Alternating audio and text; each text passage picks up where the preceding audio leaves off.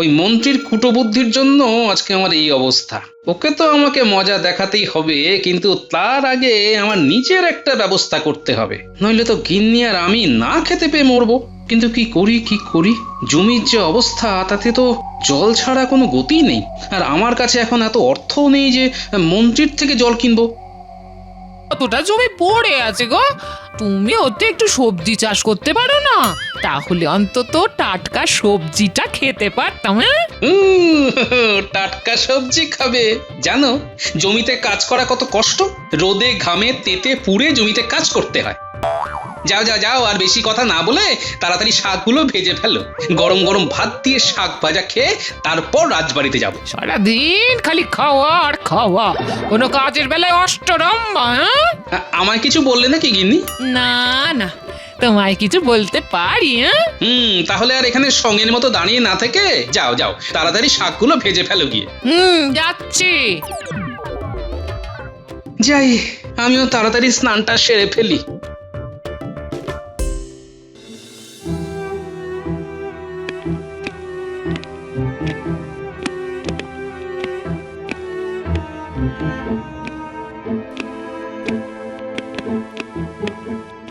মহারাজ, এই নিন আপনার মৌরি ভেজানো জল। না না, আমি এখন এই সব খাবো না। আরে নিয়ে যাও তো। আজ্ঞে মহারাজ। ওহ, মন্ত্রীকে সেই কখন খবর পাঠিয়েছি, এখনো যে কেন আসছে না।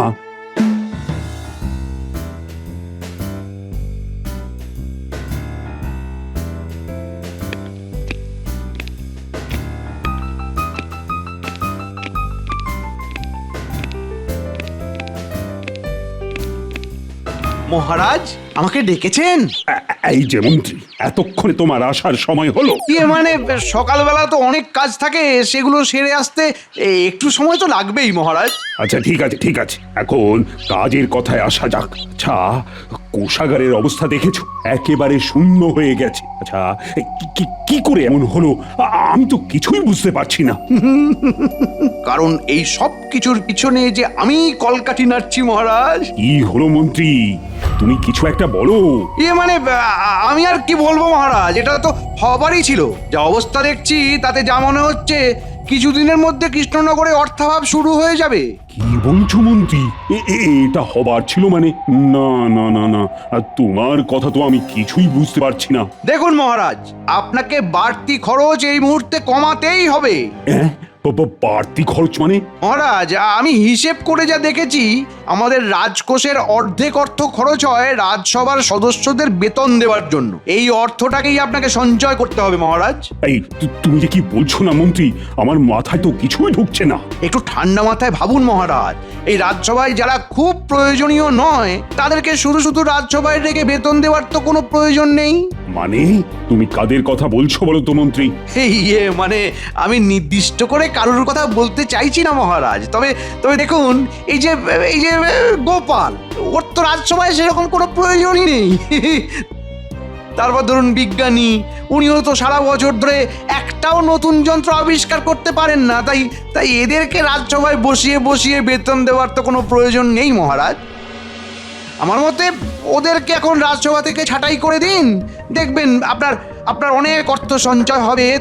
তবে আমি আমার কথা বললাম, এবার আপনি যেটা ভালো বুঝবেন সেটাই করুন। মন্ত্রী, তুমি ঠিক কথাই বলছো।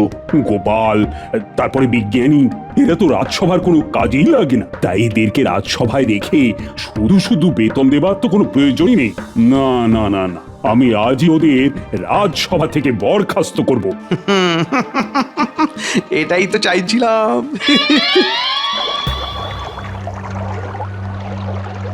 আমার কিছু ঘোষণা রয়েছে, সবাই একটু মন দিয়ে শুনবে। আমাদের কৃষ্ণনগরে অর্থাভাব দেখা দিচ্ছে, তাই আমি ঠিক করেছি এই মুহূর্তে আমার যত বাড়তি খরচ আছে সব আমি বন্ধ করে দেব। মহারাজ, আমার মনে হয় সবাইকে ব্যাপারটা খুলে বলাই উচিত। হ্যাঁ, আমি সব খুলেই বলছি। আমি গোপাল আর বিজ্ঞানীকে রাজসভা থেকে বরখাস্ত করছি, কারণ এই মুহূর্তে দাঁড়িয়ে মনোরঞ্জনের তুলনায় আমার অধিক অর্থ সঞ্চয় করা উচিত। কিন্তু মহারাজ, আমি আমার সিদ্ধান্ত জানিয়ে দিয়েছি। আর আমি সমস্ত দিক বিবেচনা করে তবেই এই সিদ্ধান্ত নিয়েছি, আর আমি কিন্তু আমার সিদ্ধান্তে অনড় থাকবো।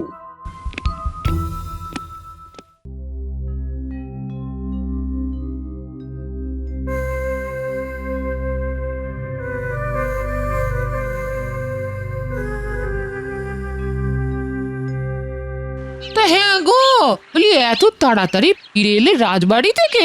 আর তোমাকে যে চুনো মাছ আনতে বলেছিলাম, এনেছো? হ্যাঁ, আর চুনো মাছ? এইবার থেকে ভাত আর আলু সেদ্ধ খাবার অভ্যেস করো গিন্নি। ভাত আলু সেদ্ধ? কিন্তু কেন? গিন্নি, আমাকে আর বিজ্ঞানীকে মহারাজ রাজসভা থেকে বরখাস্ত করেছেন। উমা, সে কি কথা?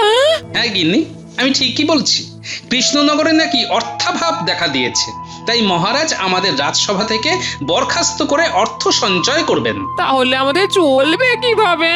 সেটাই তো ভাবছি গিন্নি, কি যে করা যায়। কিছু একটা তো করতে হবে, না হলে সংসার চালাবো কিভাবে? হ্যাঁ গো, আমাদের তো কিছুটা জমি আছে, সেই জমিতে চাষ করলেই তো হয়, অন্তত ভাতের অভাবটা তো আর হবে না। হ্যাঁ, এই কথাটা তুমি মন্দ বলনি গিন্নি। তবে বহুদিন ধরে তো জমিতে চাষাবাদ করা হয় না। জমিটা কি এখনো চাষ করার উপযোগ্য আছে গিন্নি? কাল একবার গিয়ে দেখো না, তারপর না হয় অবস্থা বুঝে ব্যবস্থা নেওয়া যাবে। হ্যাঁ হ্যাঁ, কাল বরং একবার পুঁটির বাবাকে নিয়ে জমিতে যাব, বুঝলে? তারপর দেখি যদি কিছু করতে পারি।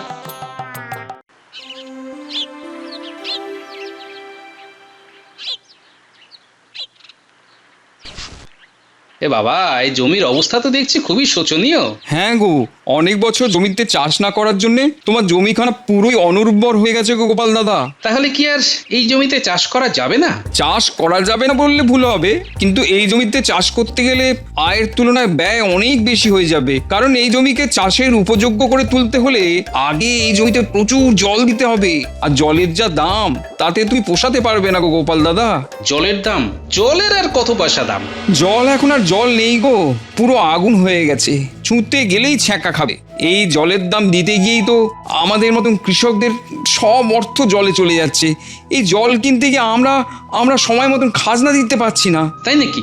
তার জন্যই তাহলে গ্রামে এত অর্থাভাব শুরু হয়েছে। তা তোমরা জলটা কোথা থেকে কেনো? মন্ত্রী মশাইয়ের পুকুর থেকে বড় বড় বালতি করে জল আনি। মন্ত্রী মশাইয়ের পুকুর? কিন্তু আমার যতদূর মনে পড়ছে মন্ত্রী মশাইয়ের তো কোনো পুকুর নেই। আচ্ছা, কোন পুকুরটা থেকে তোমরা জল নাও আমাকে একটু বলতে পারবে? ওই তো গো, বটতলির ওখানে যে পুকুরটা আছে ওটাই আমাদের জমির লাগোয়া পুকুর, ওটাই মন্ত্রী মশাইয়ের পুকুর। বটতলির ওখানে? কিন্তু ওটা তো মহারাজা কৃষ্ণচন্দ্রের পুকুর, ওটা আবার মন্ত্রীর হলো কবে থেকে? সেটা তো আমি জানি না গোপাল দাদা। দেখো গিয়ে ওই মন্ত্রী হয়তো ছলে বলে কৌশলে ওই পুকুরখানা দখল করে নিচ্ছে। তবে পুকুর যারই হোক, আমাদের তো ওখান থেকেই জল নিতে হবে। তাছাড়া জমিতে জল দেবার মতো এই গ্রামে সেরকম কোনো পুকুর নেই। অগত্যা তোমাদের বাধ্য হয়েই মন্ত্রী মশাইয়ের থেকে বেশি দাম দিয়ে জল কিনতে হচ্ছে, তাই তো? হ্যাঁ গো গোপাল দাদা, আর তোমাকেও চাষ করতে হলে ওই মন্ত্রীর থেকেই বেশি দাম দিয়ে জল কিনতে হবে। বুঝেছি, চলো তাহলে মন্ত্রী মশাইয়ের সাথে কথা বলে আসি, দেখি জলের দাম কত চায়। ঠিক আছে, চলো তবে। গোপালকে রাজসভা থেকে সরাতে পেরে আমার মনে মনে যে আনন্দ হচ্ছে না, আমি কি বলবো।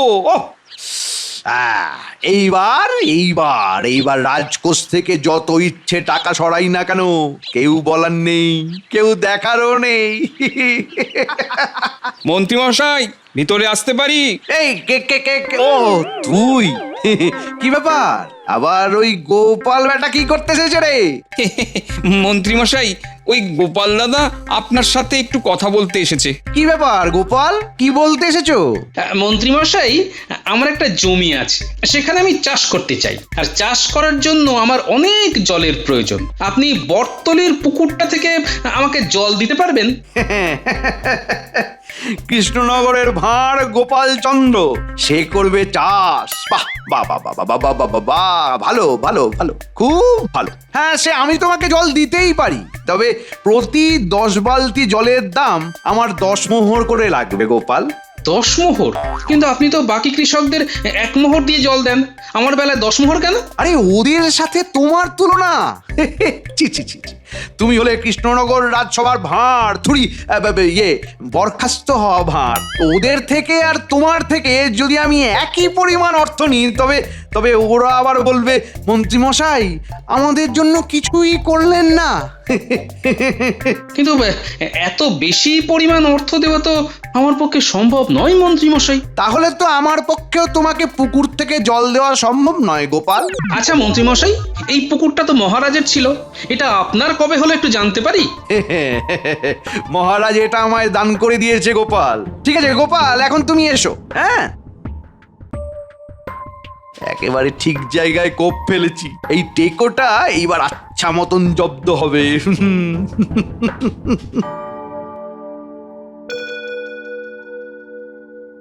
ওই মন্ত্রীর কুটবুদ্ধির জন্য আজকে আমার এই অবস্থা। ওকে তো আমাকে মজা দেখাতেই হবে, কিন্তু তার আগে আমার নিজের একটা ব্যবস্থা করতে হবে, নইলে তো গিন্নি আর আমি না খেতে পেয়ে মরবো। কিন্তু কি করি, জমির যে অবস্থা তাতে তো জল ছাড়া কোনো গতি নেই, আর আমার কাছে এখন এত অর্থও নেই যে মন্ত্রীর থেকে জল কিনবো।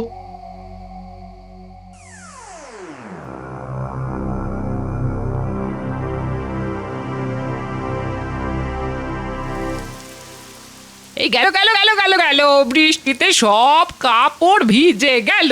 হ্যাঁ গো, বসে বসে বৃষ্টি দেখছো, কাপড়গুলো একটু তুলতে পারলে না? বৃষ্টি, হ্যাঁ বৃষ্টি বৃষ্টি। গিন্নি পেয়েছি উপায় পেয়েছি গিন্নি। উপায় পেয়ে গেছি। হ্যাঁ? আরে আরে আরে আরে, এইভাবে বৃষ্টিতে ভিজছো কেন? আর কি উপায় পেয়েছো? হ্যাঁ, চাষের জমিতে মাছ চাষ করার। হ্যাঁ? চাষের জমিতে মাছ চাষ? হ্যাঁ? আরে আরে ওই দিকটা ওই দিকটা ভালো করে খুঁড়ো। আরে গোপাল দাদা, জমি খুঁড়ছো কেন? ধনরত্ন পেলে নাকি? ধনরত্নের চাষ করবো গো। ধনরত্ন চাষ? কি বলছো? আমি তো কিছুই বুঝছি না। দাঁড়াও, তোমাকে আমি বুঝিয়ে বলছি। দেখো, এই জমিতে ফসল চাষ করার জন্য অনেক জল লাগবে, কিন্তু আমার কাছে এখন এত জল কেনার মতো অর্থ নেই। তাই আমি ঠিক করেছি আমার জমিটাকে আমি পুকুর বানিয়ে ফেলবো, আর এই পুকুরে আমি মাছ চাষ করব। হ্যাঁ। ওমা, তাই নাকি? কিন্তু কিন্তু পুকুর ভরতে তো অনেক জল চাই। প্রাকৃতিক জল থাকতে আমার চিন্তা কি গো? হ্যাঁ, ভেবেছিলাম বর্ষা আসতে দেরি হবে, তাই জল জল করে হাহাকার করছিলাম, কিন্তু আজ থেকে বর্ষা নেমে গেল। আমরা মুখ্য সূক্ষ্ম মানুষ বাবা, যা বলবে একটু খোলসা করে বলো না গো। তোমার কথা তো আমার মাথায় কিছুই ঢুকছে না গোপাল দাদা। আরে আমি বৃষ্টির কথা বলছি। এখন তো বর্ষাকাল পড়ে গেল, আর যা বৃষ্টি হচ্ছে তাতে 3 দিনে আমার পুকুর ভরে যাবে, আর একবার পুকুর ভরে গেলেই ওই পুকুরে আমি মাছ চাষ শুরু করে দেবো। সত্যি গোপাল দাদা, তোমার মাথায় কত বুদ্ধি গো।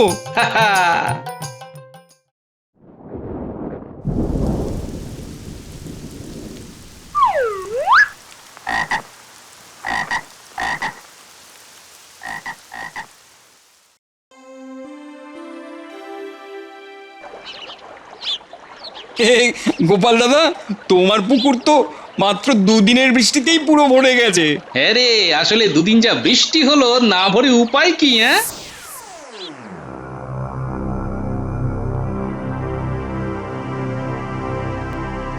এই আবার অন্ধকার করে এসেছে, মনে হয় বৃষ্টি নামবে। নাও নাও নাও নাও, এইবারে মাছের চারাগুলো জলে ছেড়ে দাও দেখিনি। হ্যাঁ তাই করবো।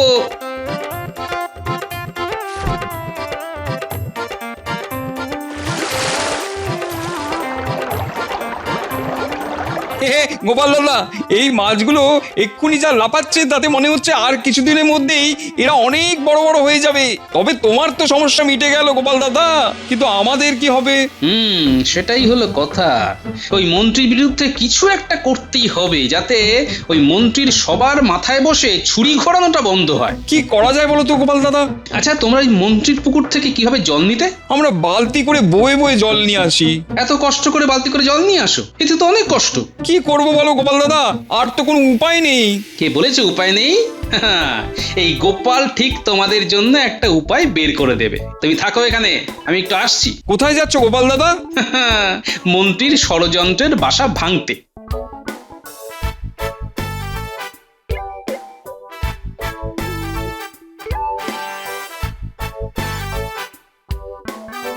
বিজ্ঞানী ঘরে আছো? আরে গোপাল যে, এসো এসো। তোমার একটা সাহায্য লাগবে বিজ্ঞানী। কি সাহায্য গোপাল? তোমাকে একটা যন্ত্র তৈরি করতে হবে বিজ্ঞানী। যন্ত্র?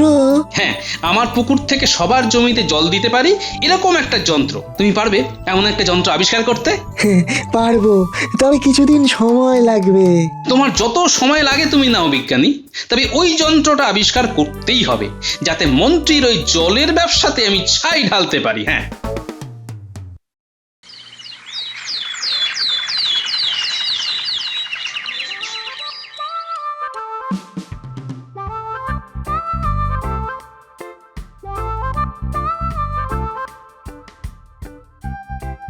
আরে মন্ত্রী মশাই, কোথায় চললেন?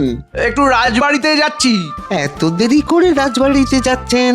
আরে এখন তো মহারাজের কানে ফুসমন্তর দেওয়ার জন্য গোপাল আর রাজবাড়িতে নেই, তাই রাজবাড়িতে তাড়াতাড়ি যাওয়ারও বালাই নেই। ভাগ্যিস বুদ্ধি করে গোপালকে রাজবাড়ি থেকে বের করে দিয়েছি। আর এখন তো গোপালের অবস্থাও খুবই শোচনীয়। আমার পুকুর থেকে জল নিয়ে চাষ করার সামর্থ্য নেই। ভাবছি এই সুযোগে জলের দাম আরো বাড়িয়ে দেবো, যাতে গোপাল কিছুতেই জমিতে চাষ না করতে পারে। হ্যাঁ, গোপাল তো তার জমিটা খুঁড়ে বৃষ্টির জল ভরিয়ে পুকুর বানিয়েছে। ওই পুকুরে ও মাছ চাষ করছে। আবার তো শুনলাম বিজ্ঞানী নাকি কি এক যন্ত্র আবিষ্কার করবে। সেই যন্ত্র দিয়ে নাকি গোপালের পুকুর থেকে সবার জমিতে জল সরবরাহ হবে। কি কি বলছিস তোরা? হ্যাঁ মন্ত্রী মশাই, আমরা একেবারে ঠিক কথাই বলছি। বিশ্বাস না হলে নিজে গিয়ে দেখুন। বটা ঘটাদের কথা যদি সত্যি হয়, তাহলে তো আমার এতদিনের ব্যবসা মাঠে মারা যাবে। না না না না না না, নিজের চোখে না দেখা পর্যন্ত আমার শান্তি হচ্ছে না। যাই যাই যাই যাই যাই, নিজের চোখে একবার গিয়ে দেখে আসি। যাই।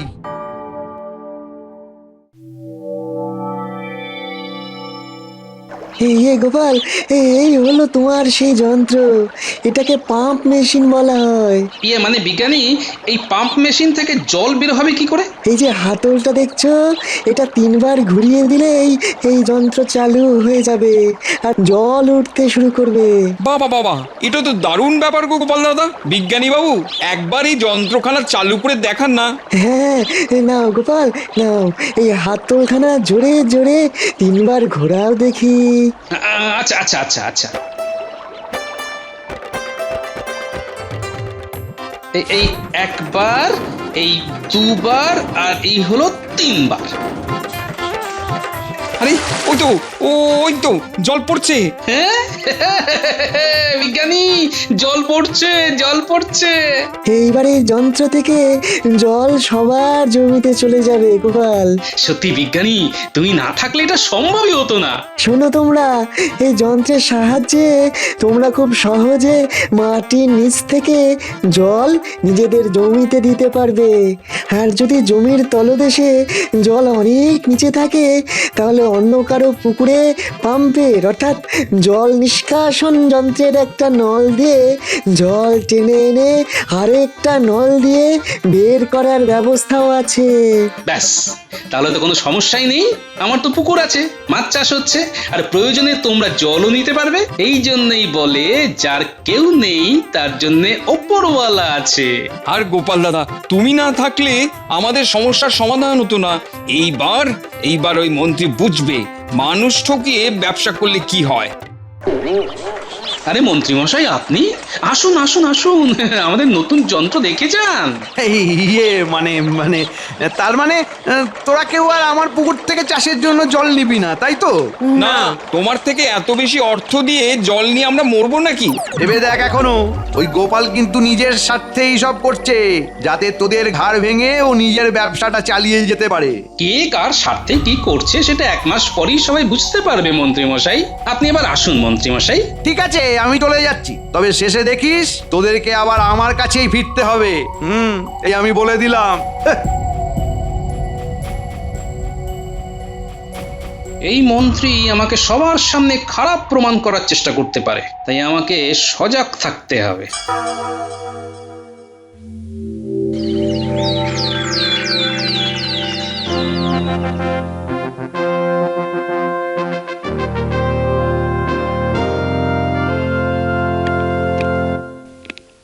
আমার ব্যবসা খেয়ে মন ভরেনি, আবার এখানে চলে এসেছে টেকোটা।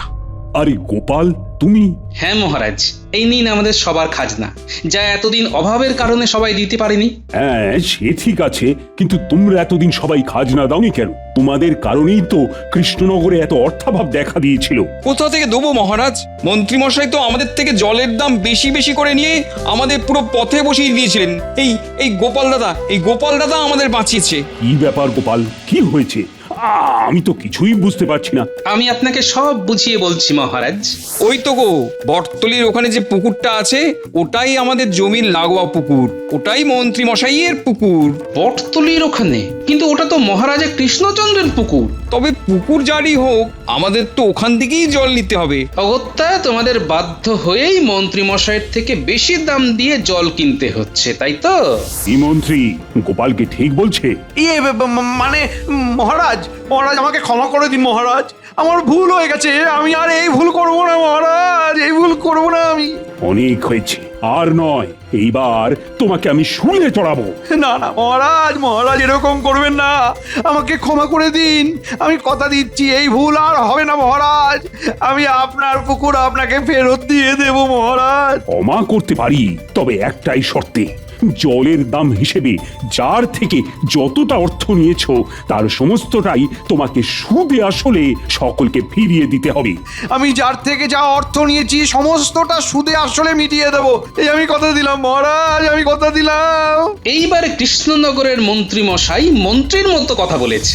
গোপাল, বিজ্ঞানী, তোমরা আমাকে ক্ষমা করে দাও। এই মন্ত্রীর কূটবুদ্ধির জন্যই তোমাদের সাথে আমি অনেক অন্যায় করে ফেলেছি। না না মহারাজ, এইভাবে বলবেন না। এই ঘটনাটা না হলে তো আমরা জানতেই পারতাম না মন্ত্রী মশাই কৃষকদের সাথে এত বড় চক্রান্ত করছেন। হ্যাঁ মহারাজ, গোপাল ঠিক কথাই বলেছে। সত্যি গোপাল আর বিজ্ঞানী, তোমরা দুজনে তো আমার রাজসভার দুই রত্ন।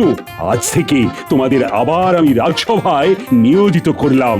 জয় মহারাজ কৃষ্ণচন্দ্রের জয়, জয় মহারাজ কৃষ্ণচন্দ্রের জয়।